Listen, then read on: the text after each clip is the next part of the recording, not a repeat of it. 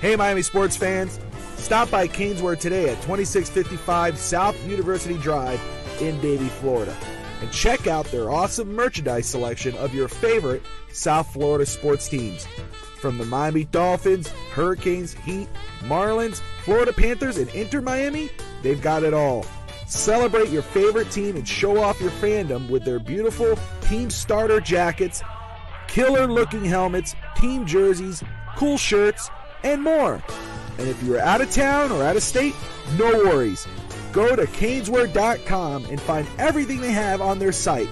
Select what you want, and they will ship your gear to you. Anything over $99 is shipped for free. Don't wait. Stop at Caneswear today.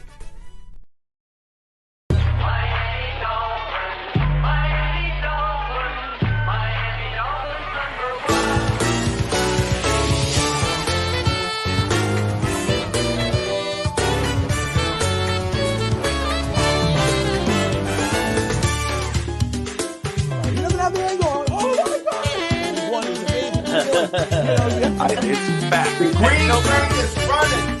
Bobby, sometimes you're right, sometimes you're wrong.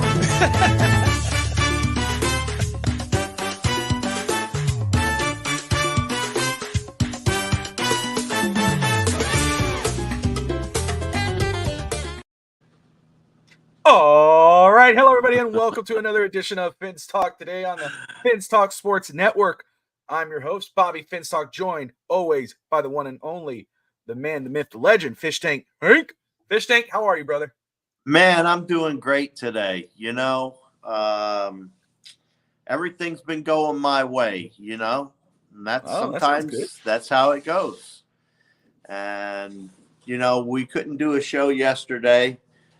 Bobby was down and out, so we had to make up a little time today. So we wanted to not go 2 weeks again. So we wanted to join you folks one last time. For this week. Then we'll be back. This week, yeah, time. Of course. Yeah, we had everything scheduled to go tomorrow. Yesterday, usually at our noon time. But I woke up maybe at 4 or 5 sick to my stomach. It was horrible. So Fish Tank I messaged Fish Tank. I said, hey man, I don't know if I'm gonna be able to pull this off. I am like exhausted. I'm tired. And he was like, don't even worry about it. And he messaged me today. I wasn't even thinking. He was like, a show? Are we doing a show? I was like, you know what? Hell yeah, let's go do it. Yeah, we got plenty to talk about. We'll find something to do. So everyone who's watching, thank you all for tuning in wherever you're watching. Facebook, YouTube, Twitter, Twitch, wherever, whenever. We appreciate you. A lot going down in South Florida right now. Of course, the Florida Panthers have won the Stanley Cup. There's the parade was today. What a game, what a finish, and what a championship run. A lot of fans on the hunt. Yeah, yes, there is. Yes, there is. I got to tell you, this was the first time ever. I've been to hockey games. I've watched hockey games, not on TV, not too much, because I can't really get into it like a football game or a basketball game. But this was the first time, like, it had me at the edge of my seat. I couldn't even breathe. I was like, oh my God. And they pulled it off and won the game. It was epic. It was awesome. So congratulations to the Florida Panthers. We are the champions. And now we have 4 champions in major sports: the Dolphins, the Heat, the Marlins, the Panthers, obviously Inter Miami. So I got to win on that, but I would prefer the Dolphins to be the next team that wins that championship to bring it back to South Florida. Hammer time, fins up, my man. Glad you are here. Yes, and happy early 4th of July if we don't hear from you until then. But Fish Tank, you've been having a good week. What have you been up to other than just being good, man? I went to the casino and spent a little bit of money there. The wife and I had a really good time. Just goofing around, and then we've been finding some little new nooks here and there to go and have maybe a cocktail or two, which I don't partake. My wife partakes. Yeah. And find new snacks to eat and things like that. We've just been looking for places to something different. And we've been going with just little places we find in those little strip malls. and we just go there and have a great time. There you go. Awesome. Well, hey, look, let's talk some Dolphins, man. There's plenty to talk about. Something I found very interesting. We touched a couple weeks back on something from Jeff Darlington, who, he came out and he says it's not a matter if, it's a matter of when. They're Tua's their guy. They're gonna sign him. I'm paraphrasing. I don't have the exact quote. But he recently went on NFL Live. Actually, let me fix this up so we have our little setup here. Recently went on. He should have listened to Fish Tank. He should have listened. Oh yeah. So mostly everybody else. On NFL Live on ESPN, Jeff Darlington said he's scaling back slightly on some of his previous optimism over the Tua contract extension. He says, quote unquote, right now, the Dolphins are not offering the contract that is market value. That is of the market value. Based on my conversations, and this is someone who's plugged in, okay, Jeff Darlington, they are not in the Jared Goff, Trevor Lawrence ballpark. So here's the crazy. So it's not even saying, hey, we're just going to wait. We don't feel comfortable giving you this number. We're not comfortable giving you the contract. It's not even that, Fish Tank. It's not even what you're saying. Like, hey, let's wait it out and let's give you a bigger number next time. It's, hey, you know what? You're not even worth right now Jared Goff, Trevor Lawrence money. We don't feel comfortable. You're not at that. They're not comfortable going up to that market, which is the market. So what is your reaction listening to this and reading this? Well, it's pretty close to what I said 2-3 weeks ago. It's the same thing, Bobby. For some reason, the Dolphins do not like to extend certain players. And if they feel that there's a risk in there, they hold off till they can see at the very end of it, like they did with Wilkins. That's their MO. They do that. They wait, and that's how we lose players, basically, how we've lost players. And now you're doing it to Tua. And I don't know. This could end bad because there's really nobody next year to draft, is why I say that. Because there's nobody that we could – there aren't a bunch of quarterbacks where there'd be enough for us to get somebody, is my point. But then again, if we don't have Tua, we might, get swept under the rug for the season anyway. So it's really a mess. And like I said, before, the Dolphins, for whatever reason, do not get the deals done early in the season. Not preseason usually. Half the time, they just if it's one of those critical players, they hold off till they see if they can perform during the season, which surprises me because he's already shown quite a few things that he can and can't do at this point in his career. I see both sides of this coin too, Bobby. You have the Dolphins sitting there saying, okay, well, we paid you for 2 years, basically, that you didn't play. Now you want more money. Well, how about paying us back for those 2 years you didn't play then? It could be one of those types of things, well, that's part of it. Well, his injuries, they might be worried about it. They might not want to pay him as much because of those injuries. But remember, there was this guy called Drew Brees that we passed on, right? Who had an injury. Remember? Yeah. Yeah. So I mean, don't miss out on the accuracy, the ability to get the ball to players in such blazing speed time. It's amazing the amount of time. Fins up, girl. It's amazing the amount of time that comes through with that. You know what I mean? Yeah. And I don't know. The Dolphins got to do this. They got to get this done. I mean, if they're that far apart. Let me ask you, because you were saying, hey, I think they're going to hold this off until the end of the season. But now you're hearing this, and now has it changed where it's like, no, they need to get this done because this could get ugly really quick. Is that where you are right now on this? Well, I'm thinking it could get ugly. Absolutely. Because Tua has been patient with the Dolphins. Yeah. The Dolphins have been patient with Tua. Yeah. Whose patience is going to run out first is the question. And that's when this deal will either get done or be kiboshed. When one side or the other gets tired, that's what's going to happen. The deal will either get done or kiboshed. You remember what we discussed a couple weeks back, and what my thing was about trying to, they got to get it done. Which again, it could more than likely will happen before the preseason or whatever. They find common ground. But again, if it is the case where Miami's like, hey, you know what, we're not comfortable giving you Jared Goff, Trevor Lawrence money, and Tua obviously in every right that he has, because he hasn't missed seasons, but he has missed a significant number of games within those seasons. 13 games here, 13 games there. He only played. And then last year was the 1 year that he played the full run. But his numbers and what he's done in during those seasons, especially the last 2 seasons, have been strong numbers, enough to be in that market with Jared Goff and Trevor Lawrence. Those guys got the money. Now they're saying you're not worth it. You and I discussed what I had said was, yeah, in a perfect world, you'd say, hey, you know what, Tua, let's wait this out. Let's see how you play this season. Let's see if you can win a game. Let's see how you do at towards December. Let's see if you could survive the season, whatever, in a perfect world. But we're not in a perfect world.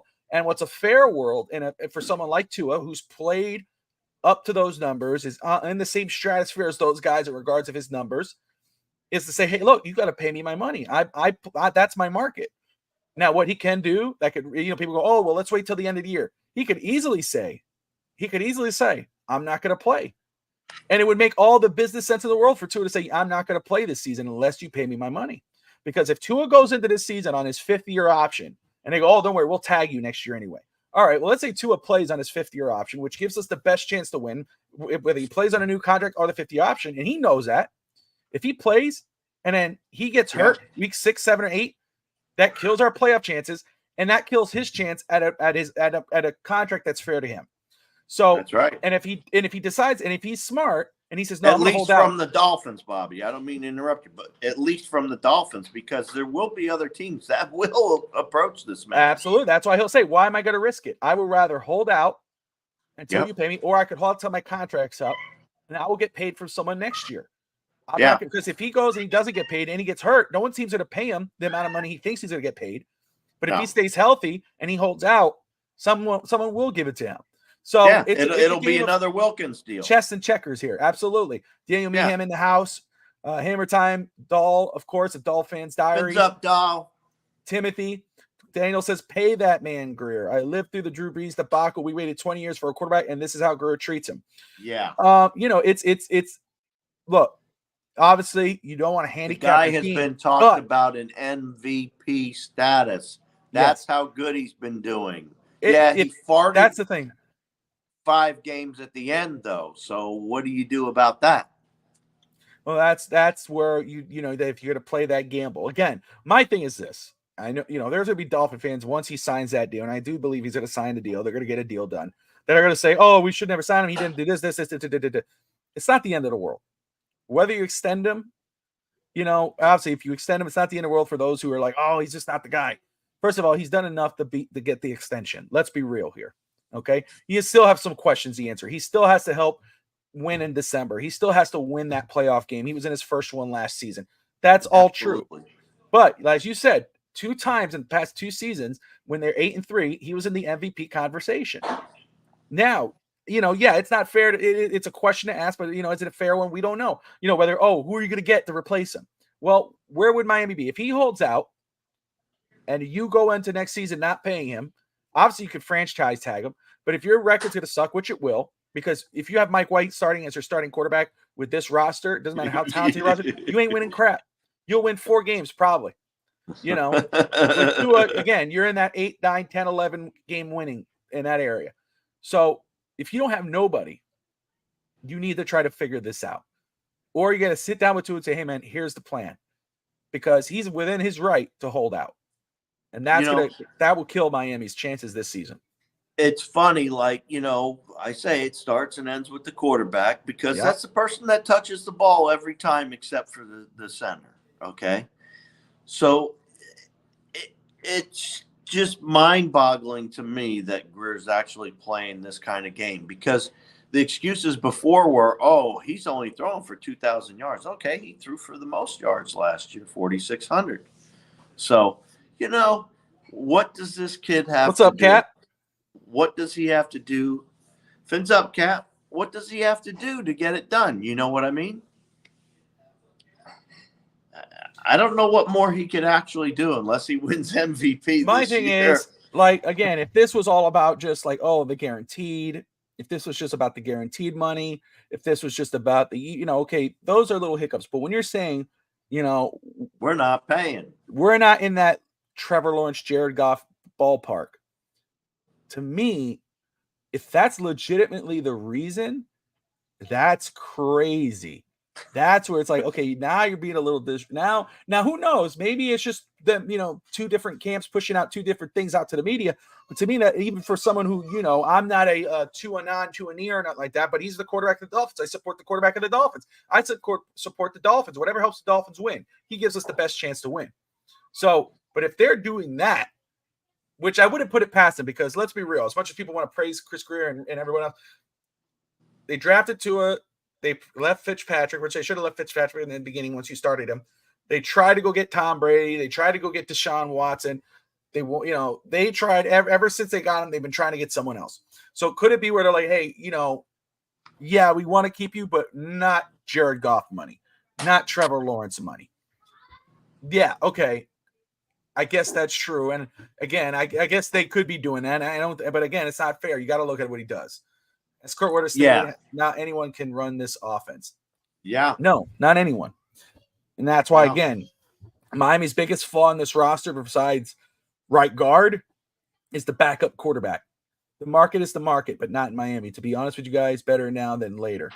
Let me ask you, Cap, better now to pay him, or are you saying better now to get this over with than wait till later? What if you could specify in the comments? I say better now to pay him. Better now, pay him, get it over. Get that over with. It'll be cheaper. Yeah. It's the never-ending saga of Tua Tagovailoa than the quarterback. Yeah, better to know now than later. Absolutely. Figure it out. Hey, you know what, guys? We're just not going to come on a deal. It's not going to work. Tua's going to hold out, or whatever. Again, if Tua decides to hold out, I can't blame him. I cannot blame him. But Miami will be worse for it. That's just a fact. That's truly what I believe. Anyone who says otherwise, oh, Skylar Thompson, oh, Mike White, and I like Skylar Thompson.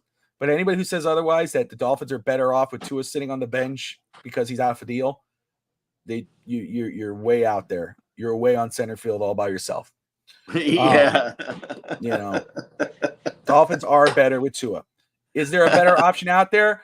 Maybe, but he's not available now. Not available right now. Tua's our guy. And so, that's what we need to figure out. Brandon Shore knows. Yes, he does. He knows the real number. It's just crazy. If it's Jared Goff, Trevor Lawrence money, is it the guarantee? What is it? That's just nuts. That Tua is not in that market, according to Miami and according to Jeff Darlington, based off his reporting. Now, which is funny that we're about to say this, but the past 2 seasons, he was an MVP candidate at a certain point during the year. Yeah. And reporting on NFL Network's Judy Batista named 8 of her top NFL MVP dark horses for the 2024 NFL season. 2 Dolphins made that list. And of course, as you can see in that picture, we already know who it is. One being Tyreek Hill and the other Tua Tagovailoa.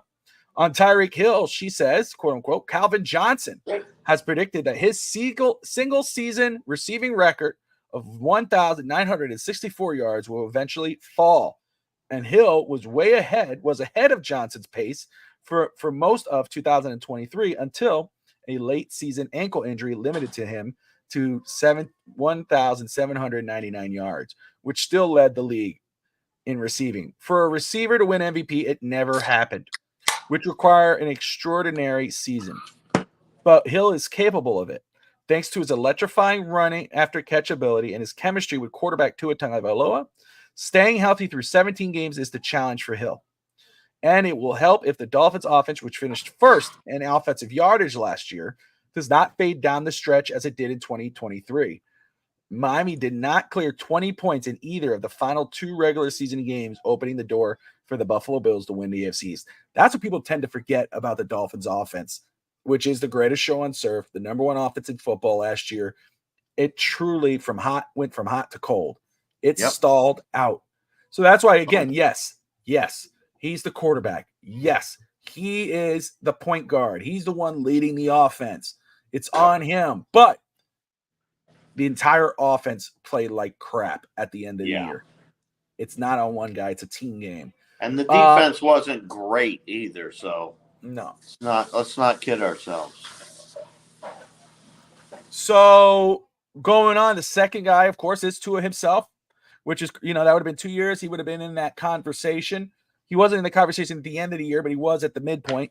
But what she says about Tua is Tagovailoa has been in the MVP conversation in previous seasons only to have injuries to himself or others to quiet the chatter. This season could be different.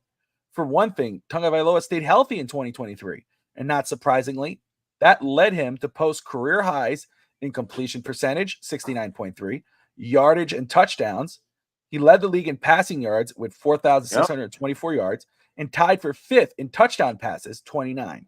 Now, Tyreek Hill, already mentioned above, is back. Jalen Waddle has signed a new contract. And importantly, Tagovailoa, who previously packed on weight in an effort to avoid injuries last season, has slimmed down again in hopes of regaining the mobility that is clearly compromised by adding the pounds. If Tagovailoa can manage the delicate balancing act between being immobile and being healthy, while still delivering the ball to 2 of the best receivers in the game, the number should get him back in the mix for the highest playing honor. For him to stay in the conversation, though, the Dolphins will have to avoid the late season scoring difficulties that ultimately doomed them in 2023. Great stuff by Judy Battista, and she's not wrong. Yes, they should be both in that conversation. We both expect them to be in that conversation, but right there was the problem with the Dolphins late in last season, was falling short. We made the playoffs. Yes, it was really nice, but let's not pretend that it wasn't a collapse at the end. Fishtank, these 2 dark horse MVPs, do you agree, disagree? Is there anyone else that you would think should be in that conversation on the Dolphins roster? Nobody's really put themselves in place yet to be on that list. That we have some people that are close, but they're not really. No, there's nobody that really, other than those 2. Not right now, no. No one that comes to mind. No, there's nobody on the team right now that I would say are they MVP candidate other than those 2. No. Yeah, I would find it hard to say anybody else if I had to throw a name out there. If I had to throw a position, one of these 2 guys that possibly could. Are you talking about who might do it? Well, for me, right? I think you're right. I think it's hard to say anybody else but these 2 guys. But if I had to throw a name out there, it would have to be one of the running backs, either Raheem or Devon Achane. And the reason why I say that, those 2 guys, Achane, before he got hurt, was having a monster year. You added Odell Beckham. You added Jalen Wright. You brought back Raheem Mostert. And again, Raheem Mostert could be in that conversation. I'm just throwing this out here. Okay, I agree it's only really 2 and Tyreek. But with the added weapons, this will give, Raheem Mostert not only was killing it on the ground as a receiver, he was doing it as well. Christian McCaffrey is one of the, he was the best last year, and he could have gotten it. So I think it's I think it's possible that one of our running backs could do it, because I believe our running backs are that talented, especially Achane. I think Achane's going to have a strong year this year. And so I'd say he could be the real wild card on the team. But yes, for sure in the NFL, those 2 guys right there are your dark horse MVP candidates. I think Wright will have actually more yards and more touchdowns than Achane. Really? Yeah. Look at you. Wright is that good. I like Wright. Look at you. All right. I like Wright. He could be. I agree. You could talk rookie of the year possibly. We'll see. We'll see how he does. I just think he's going to do good. I don't know how good, but they've talked him up a lot. I've read a lot of good things about him, so I like him. He's my my kind of dark horse who I'm hoping gets Rookie of the Year for our offense. There you go. Hey, I'm high on him. I'm huge. I feel really good about Jalen Wright for this season. Again, the advantages that the running backs have as a whole with this offense is going to be huge. In regards of health, you have a full unit. You're not going to be relying on one guy to get beat down running that ball. You're going to have multiple guys out there. You keep rotating. And whoever's the hot horse, you leave them in. Whoever's the hot one, you leave them in. I think that you could possibly see one of the Washington brothers on our wide receiver core, the two rookies. Yeah. Whether it's Malik or Taj, I think it would be obviously lean more toward Taj, but that's another set of names because when I think of these things, I think of rookie. Which rookie might do something? Well, if something happens to OBJ or OBJ's not working out, I wouldn't doubt seeing somebody else put in there. And when OBJ's out, I think we're going to see either Eazy-E or one of the Washingtons in there. I don't know which one or who, but somebody's going to benefit. And we'll see how that goes, I guess. Absolutely. Look at Cap says. Don't mind me. I'm over here snacking tonight, Bobby. You're good, brother. You're good. We usually do this earlier, so it's all good.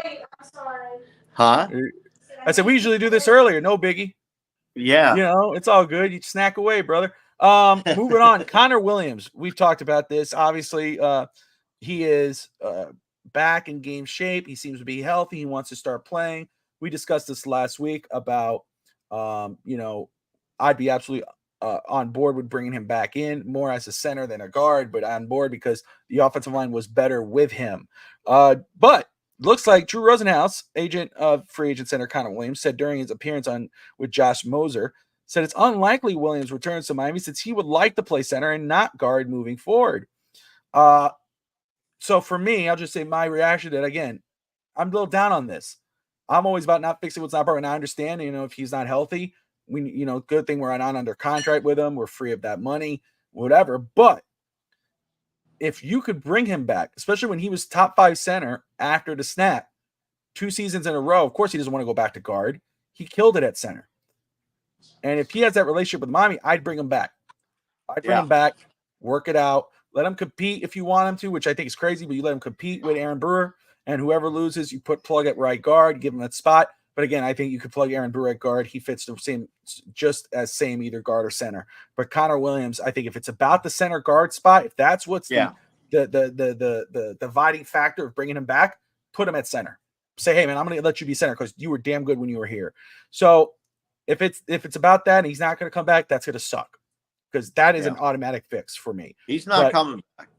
Yeah. What's your reaction to what you heard? I think he's not coming back. I mean, it's that simple. I mean, I think it's kind of weird that you would take somebody that's that good at the position and tell him that, no, if he comes back, he's going to be a guard. That, why? Yeah. Why? Let somebody else be the right guard or, just didn't make sense. Doesn't make sense to me.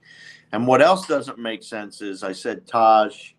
And Daniel corrected me here. Hank, Malik Washington is far ahead of Taj. I couldn't remember which one was which. I thought it was Taj was ahead, but my bad. Oh, you're good. Both Washingtons are very good players. To get things Malik, right. I don't like to put out bad information. So thank you, Daniel. I appreciate you. All right. So moving on here. Sleepers. Okay. I thought it would make it a little fun here, and for people in the comments, I think Cap kind of answered his really good, quickly, without knowing what we were going to bring up, but without naming the obvious players, such as Tyreek, Tua, Waddle, etc. What player that hasn't been talked about enough who could be in for a very good season for the Miami Dolphins? He's not talked about enough. Everybody's talking about Tyreek, Jalen, Tua. You know, but what player are we not talking about that's like, you know what, man, this guy could be in for a very good year? Well, again, you got the Washingtons, you got Wright, you've got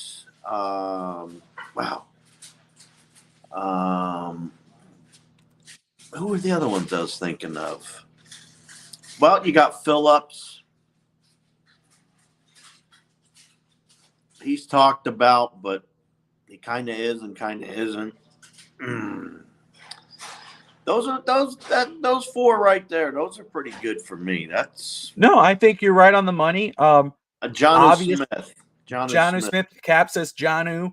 I think you're in that. I mean, obviously, I would say if we go defense, if on defense,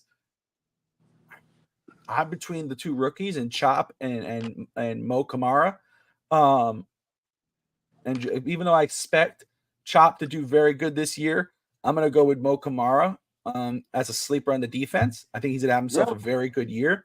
And on the offensive side, I'm going to roll with what you said earlier, and I'm going to say Jalen Wright. Yeah, I think you open that door. I think you're absolutely right. I think, you know, and it goes with H as well. Yardage. Yardage. Receiving, running, but also returning with the new return rules. These guys are going to have a bigger impact than most people might expect. I expect our rookie running back, not taken away from H and Raheem, but I expect the rookie running back to be put in some solid production in his first season under the greatest show on surf, Miami Dolphins. How about Aaron Brewer as a sleeper to have a good season? Hey, he could, right? We're talking about Connor Williams. We talked about how good Connor was after the snap at center, was a top 5 rated center 2 seasons in a row. Again, it's easy to look past Aaron Brewer. It's, you know, we all like new things. But yeah, absolutely. Aaron Brewer could be, you know, a surprise. He might end up being, you know, better snapper, and he might be just as good post snap because of the teachings of the offensive line coach and et cetera. So you might be on the money, Daniel. That's a great answer, man. And then going with Jordan Brooks. I almost said Jordan Brooks. The only reason why I did not say Jordan Brooks is because I think people expect him to have a very good year. I heard someone. Daniel's on fire tonight. He is, man. I appreciate it. But I've heard somebody say a couple weeks ago that they expect Jordan Brooks to be the leading tackler for the Miami Dolphins. I think it was Brett or someone said it. Which I believe that Jordan Brooks could be in for a monster year, but I'm going more like those under the radar type of guys. You know, but both great. Aaron Brewer is a great answer. And of course, Jonnu Smith is another one because as soon as I think of those, I think rookies right away. Rookies usually come. Okay, which rookie has the best potential to take a spot somewhere? Yeah, and Wright just seems to have everything there. And like you said, Chop and Kamara, those two, you know, great picks, Bobby. I like them. There you go. Let me see here. Boo. Sorry. I'm following, just for everyone else who's watching. Obviously, you know, I follow everything, but I am following NBA free agency. I just saw, you know, Chris Paul got released by the Golden State Warriors, and he is signing right now. Breaking is he's signing with the San Antonio Spurs. Damn. I was hoping he was going to be like that under the radar lower hit for the Miami Heat, but no, never mind. He's going to go play with Victor Wembanyama. That's all good. But anyway, Fish Tank, man, you know, we didn't get to do one yesterday. It was, you know, not too much to talk about. Obviously, the crazy Tua situation, still waiting on that. You know, we've seen some people say, get that deal done. Craig's with me. I think the deal gets done before camp. I think it's crazy that, you know, again, I could see it being a sticking point if they're saying, hey, we're just not going to pay you the same amount as Jared Goff. It's like, whoa. But still holding out hope the deal gets done. You're saying, hey, they it's getting ugly. They definitely need to fix this now rather than later. Cap said as well, figure it out now rather than later. Whether it is pay him or not, decide, or is he's the guy or not. Now's the time. You can't wait a year. You got to make that decision right now. And you got to be comfortable with the consequences, whatever they may be. See, but that's where I disagree, Bobby. Yeah? That's what the Dolphins do. That's what they do, bro. They wait until it's too dang late with our best players. It's stupid. Who are you going to get to run an offense like this in under 3 seconds, get rid of the ball every time? Who do you got? Please do enlighten me, because I don't know of the person that's out there that can run this offense and get rid of the ball. There's no one right now. Here's the thing. There's no one right now. You're going with Mike White or Skylar Thompson. Now, we can't say the end of the season because we don't know what rookie, we don't know what free agent, whatever. No. What we do know is our quarterback is Tua Tagovailoa, and this offense is built around him. And he gives you right now, he gives you the best chance to win. And if you go into this season, you're risking going into the season. Now, again, this has not been stated. This is my prediction. If he does not get the contract extension, if he does not get what he wants in regards of money, him and his party, he's going to hold out. And you're going to have to live with that consequence of him holding out. You're going to have to play chicken. And if he holds out, Dolphin fans, our predictions change. Our record prediction is going to change. Because now you're going to Tua, from Tua to Mike White. And are we willing to live with that? Do you really think that Tua is that bad? You're like, yes, do it, because then we're done with him. Is it that bad? That bad? You got to answer yourself that. Wow. Yeah, that's a big question. I don't know how you can sit and say, Anthony, without him. Anthony, right now, not later. If he holds out this season, what are you going to do? You spent so much money. You've put so much resource into this season with this roster. If you go into this season with Mike White or Skylar Thompson as your starting quarterback, it's a wrap. I don't care. You can put 4 wins, 3 wins, 5 wins. I don't give a damn. It's a wrap. Okay, Tua gives your best chance to win. He's the only one right now who could run this offense and run it into a winning situation. Next year, we don't know who's available. We don't know who becomes available. Okay, I trust Mike McDaniel. If that has to come to it where he has to find another guy, I trust him to find his guy. If that's where I'll say where Hank says, "Oh, who are you gonna bring in?" I trust Mike McDaniel to find that guy, whether it's a rookie or a veteran. But right now, there is no one who could run the offense like Tua Tagovailoa at the spot. I'm just saying, for me, Bobby, right now, there isn't anybody that you can just go get off the street that can run this offense. There just isn't. I will say,